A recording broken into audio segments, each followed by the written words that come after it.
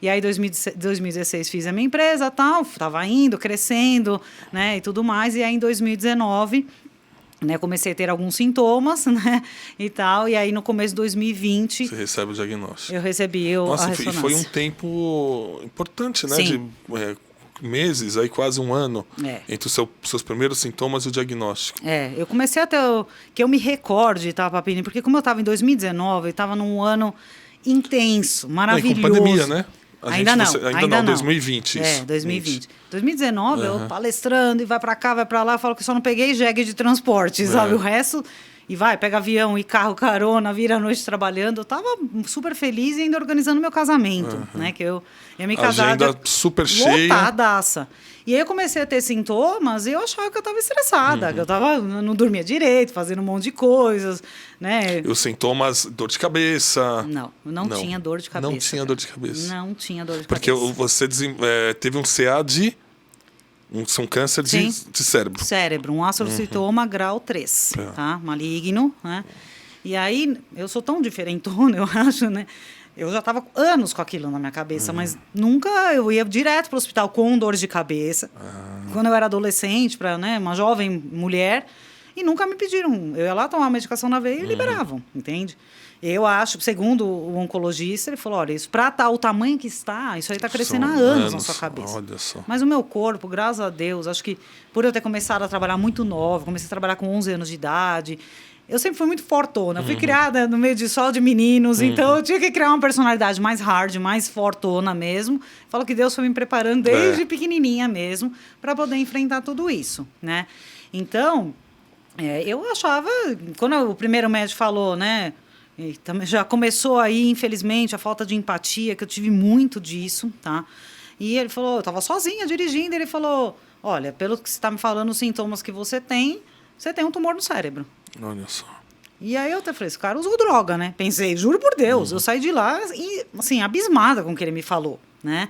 Porque eu falei, gente, nem me perguntou, eu estava dirigindo, sozinha. Se eu tenho uma personalidade mais soft, ali eu já travo, entende?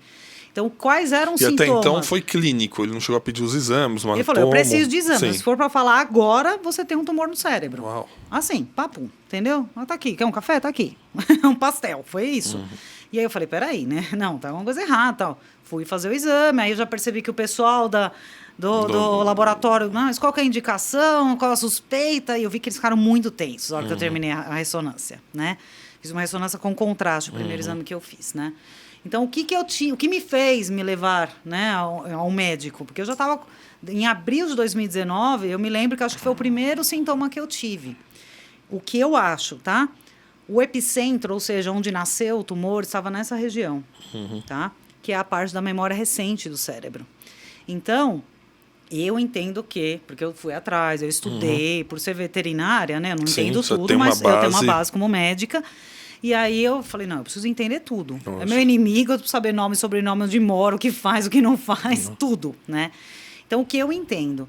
Que o meu cérebro fotografava momentos que eu assim preconizava importantes, tá? Então, por exemplo, eu acabei de te conhecer.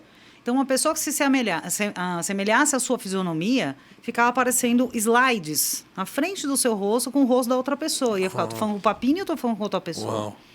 Então, era isso que acontecia, né?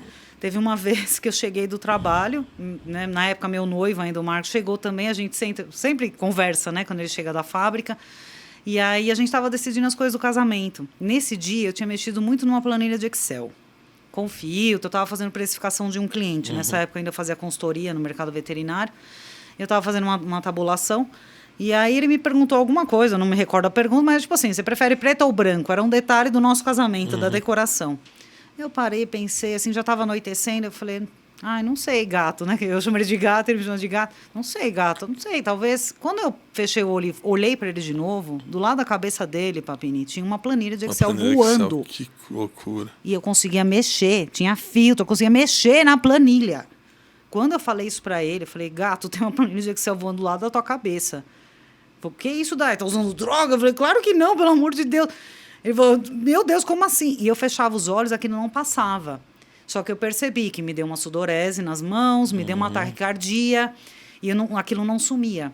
Ou seja, isso eram as convulsões visuais parciais, que eles chamam. E ele resgatava uma memória recente para você. Exatamente. Então, o meu cérebro, para tentar manter, acho que a atividade eletrostática, ele fala, não, tá aqui, ó, o que você precisa tá aqui. Olha. Só que ele me trazia em forma de slide, como se fosse um déjà vu, tá? Só que aí aquilo me deixava mal, e aí um dia, voltando de um cliente de Guarulhos, eu comecei a perder a visão periférica dirigindo, eu passei num farol vermelho, fazia uns 15 anos que eu não tomava uma multa, eu sou super prudente dirigindo, eu fui por osmose, na foto tem 2 carros do lado, eu tô no meio, eu fui no embalo, fui no rapport, que eu falo, né? E eu falei, não, tô pondo a minha vida em risco e das pessoas também. E aí que eu fui procurar esse médico que falou isso e tal. Isso do primeiro sintoma até você procurar um médico levou... De abril a novembro. Uau! Ou seja, uma recomendação... Deu o primeiro sintoma, vai olhar, procura um médico. Eu fui teimosa, eu acho que teve erros médicos antes, tá? Em 2017, eu tive um desmaio em casa, tá? E abri a cabeça, tem um corte aqui em cima na cabeça. Fui pro hospital, tudo, e meu marido, na época, né? Meu namorado, ainda nem meu noivo era. E fizeram uma tomografia, tudo. Já constaram um tumor e não me avisaram. Tá? Então tem isso também. É que chegaram a constatar um tumor. Tá no laudo. Tá? Eu não peguei na hora, porque me liberaram.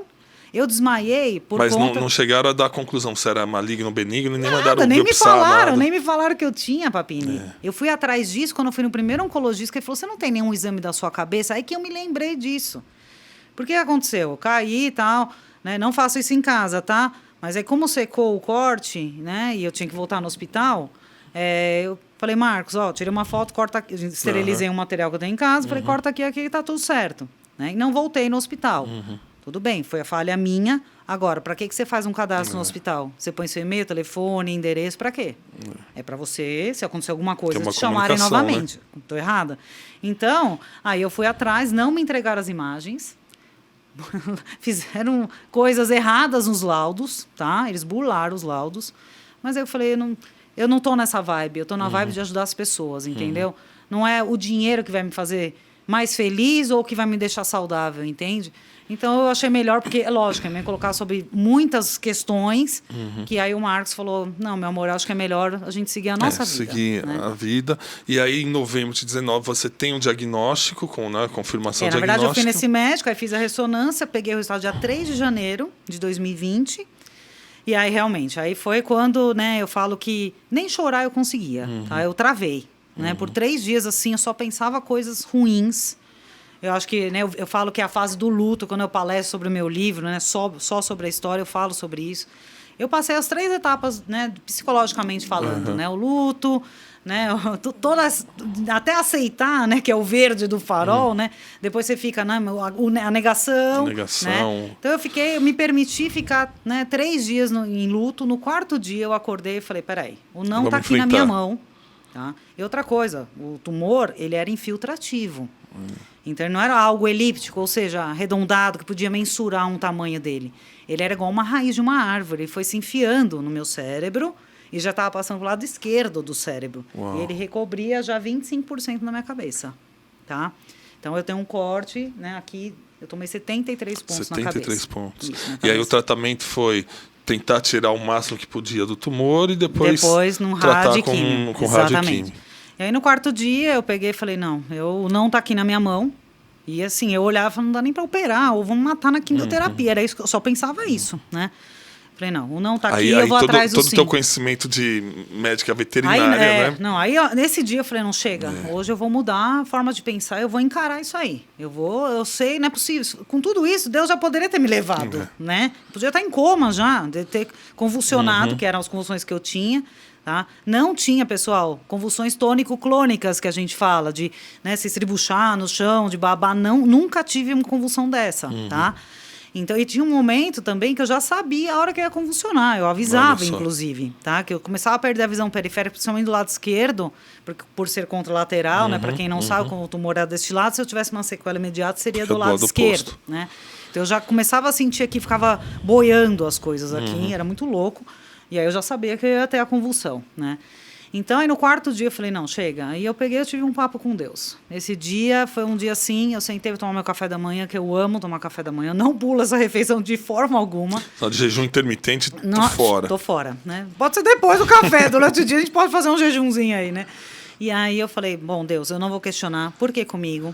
Com 36 anos de idade. 36 anos, uau. Há 2 meses do meu casamento marcado, tudo praticamente pronto. Só faltava minha sandália e meu brinco e o cartório que já estava dado a entrada, para você ter uma ideia. A única coisa que eu peço para o senhor, ou o senhor me deixa inteiro, ou o senhor me leva. Não faça isso comigo. Eu não vou suportar. E se o senhor cumprir o seu lado do acordo comigo, eu vou escrever um livro e vou ajudar as pessoas a passarem por isso com dignidade, com felicidade. Legal. Nesta hora, eu senti um calor tão maravilhoso no meu peito, eu tenho certeza que eu falei com Deus. Foi um sim para mim. Então, o meu livro nasceu dentro do hospital. Eu comecei a escrever ele dentro do hospital. Eu fui internada na terça-feira, fui operada na quinta. Primeira coisa que me veio, porque todo mundo, nossa, mas como vai ser o corte, não sei o quê. Não, a cicatriz vai ser a minha marca e eu não vou ter vergonha disso. Ali eu vou me você já pensou no livro? Disso. Já. E aí, gostou desse episódio? Deixe o seu like, se inscreva em nosso canal e indique para seus amigos, familiares, colegas, para que a gente possa cada vez mais aumentar essa corrente do bem e gerar um match da saúde para todos. Um abraço.